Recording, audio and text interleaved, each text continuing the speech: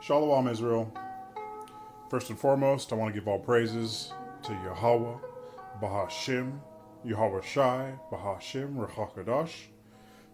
Just want to do a short one, show the Akim out there, my altar space, where I do my prayers, just so you get an idea of what you can do. It's pretty simple. I use this old TV stand. I got this cloth on top. I try to make it a theme of gold. So the cloth has this gold thread entwined in it. And then, of course, on the scriptures and the Apocrypha, the gold writing. I got this gold bottle that,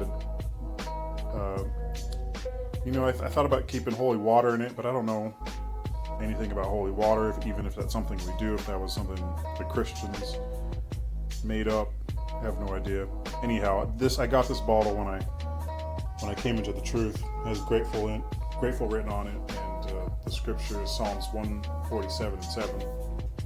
My prayer book, on the back I have 144,000 in gold lettering.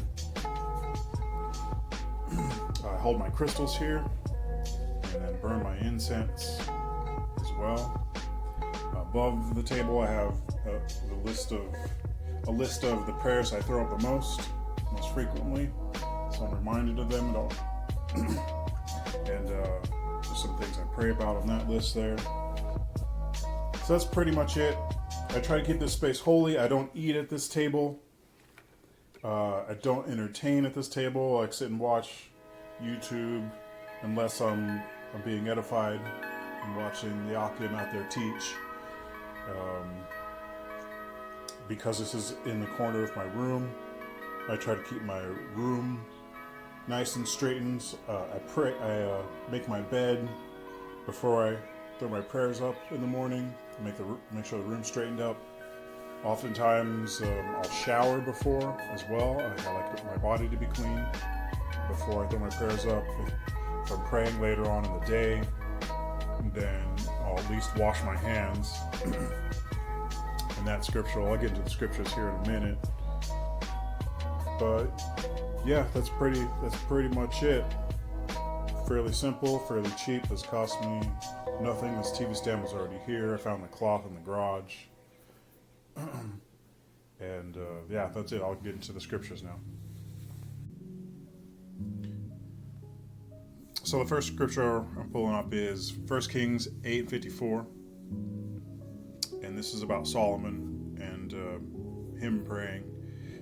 And it was so that when Solomon had made an end of praying, all this prayer and supplication unto the Lord, he arose from before the altar of the Lord, and kneeling on his knees with hands spread up to heaven.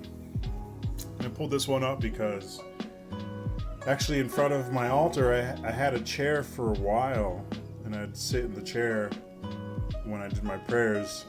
And so when I was doing my research for this video I wanted to make, I found the scripture and realized, hey, I should probably be on my knees as well, so just to emulate that.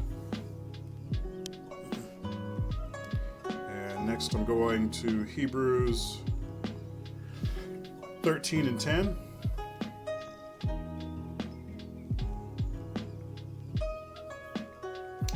And it says, we have an altar whereof they have no right to eat, which serve the tabernacle. And I just want to pull that up to point out that it's scriptural to not eat at the altar. Next, I'm going to Exodus 30 and 19.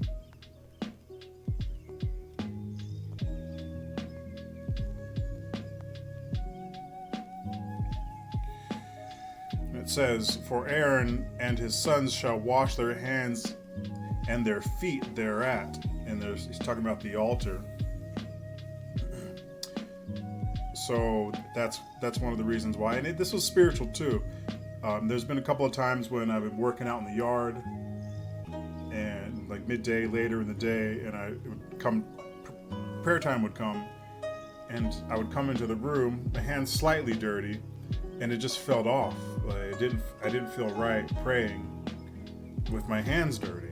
It's just something, that's something that's ingrained in me, I guess, ingrained in us. Maybe when you guys pray, do you notice that you need your hands to be clean? I don't know. That's that. I mean, I've felt that even before I ran across the scripture. So all in the spirit.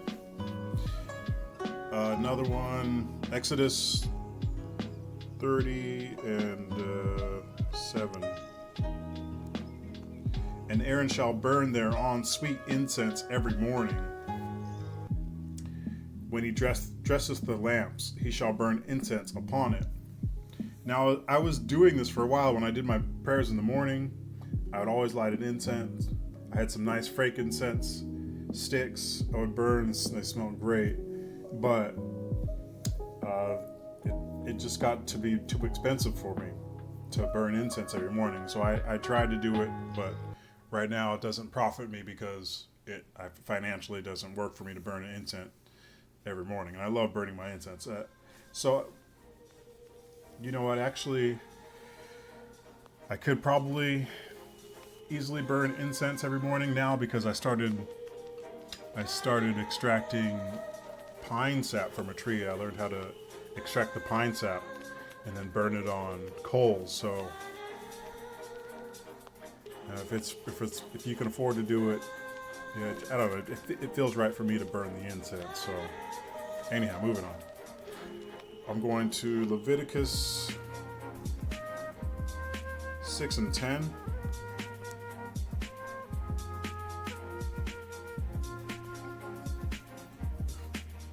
And the priest shall put on his linen garment and his linen breeches, Slakia, shall he put upon his flesh, and take up the ashes, this is a hard word to say there, ashes which the fire hath consumed, with the burnt offering on the altar, and he shall put them beside the altar. And speaking about putting the ashes on the side of the altar, and I try to keep the ashes when I'm burning the incense. I do my best to keep the ashes off the altar.